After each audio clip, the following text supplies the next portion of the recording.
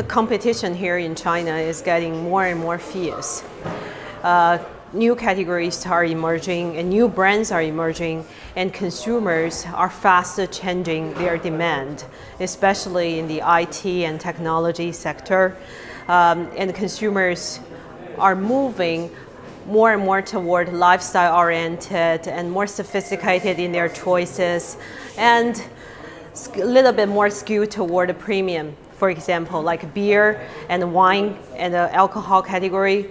So the Chinese brands needs to face all these fast changing demand change in China. I've served both international clients and local clients, and I find their orientations are very, very different. Do Chinese brands have the same kind of patience?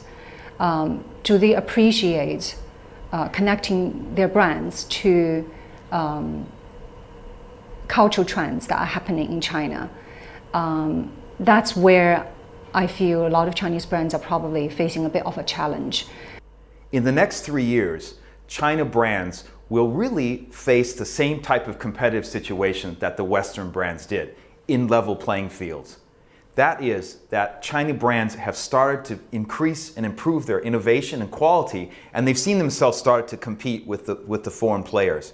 Now in categories like television sets, Chinese actually will prefer or choose what Chinese brands over Western or Japanese brands. Now in the case of the next 3 years, the competitive game will be won through innovation. And that innovation could see where you need to be able to cut through the clutter and think of something a little bit more unique. Good case in point was a brand like Tencent. Their new Weixin, or WeChat as it's called in the West, is an incredibly innovative product, not just for China, but also for the rest of the world. The development of new media. What's really going on here is that there's been so much change in just the last few years. Think about the fact that just 3 years ago, or just over 3 years ago, there was no Weibo.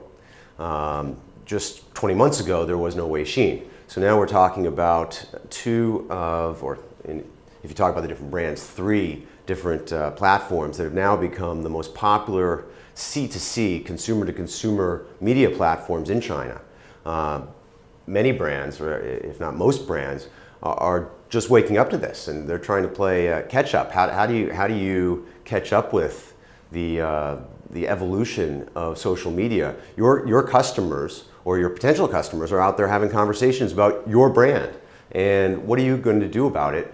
This is something that most brands, I think, are facing now as a challenge. And even the ones that have embraced these new social media, even the ones that are getting involved in the conversations that their consumers are having on these media platforms, they've still got to figure out what's next, and they've got to keep up. That becomes the real challenge, because these things are evolving so rapidly. Weibo, both Weibo platforms in China, over 300 million users in just 3 years. Weixin, over 200 million users in just 20 months. So these things are evolving incredibly rapidly. I think the key issues I would think about 2 areas. The first one is about there is no clear differentiations between Chinese brands, especially what I saw in the consumer areas. Most brands are very, very similar. There is no specific differentiation as what consumers can really understand and engage them with. And obviously that requires long-term vision to develop brand and long-term investment.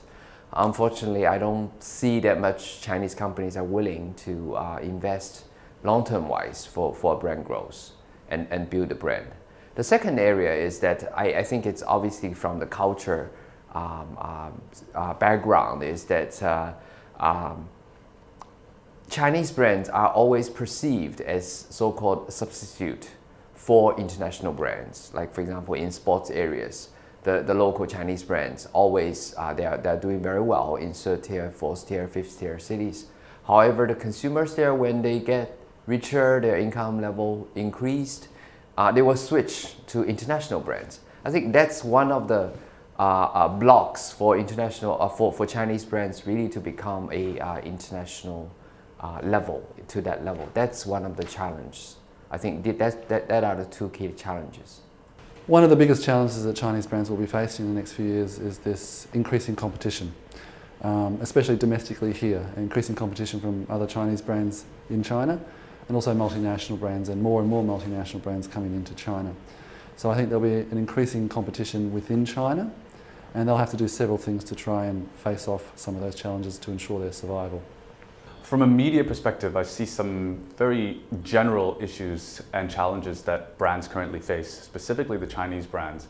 You have a lot of very well-known brands that are being developed right now in China, especially in the FMCG category. And many of them take the stance that they want to be always on.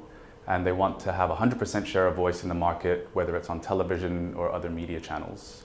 And part of the challenge is that we know that when you run advertising on TV continuously and try to maximize your presence, it tends to create some wastage, and it tends to create unproductivity in how often you're showing your advertising. People might get worn out by the advertising or might become exhausted by seeing it too many times. So part of the learning for a lot of China brands is understanding in a more sophisticated manner how the actual television advertising can be flighted that is more cost effective and more meaningful to the consumer so they don't get overexposed. So one of the challenges and opportunities would definitely be e-commerce. Chinese brands are experiencing and will continue to experience even more new competitors or old competitors having e-commerce offer, which would, with a long tail program, suddenly disrupt how they do business and how they deliver service.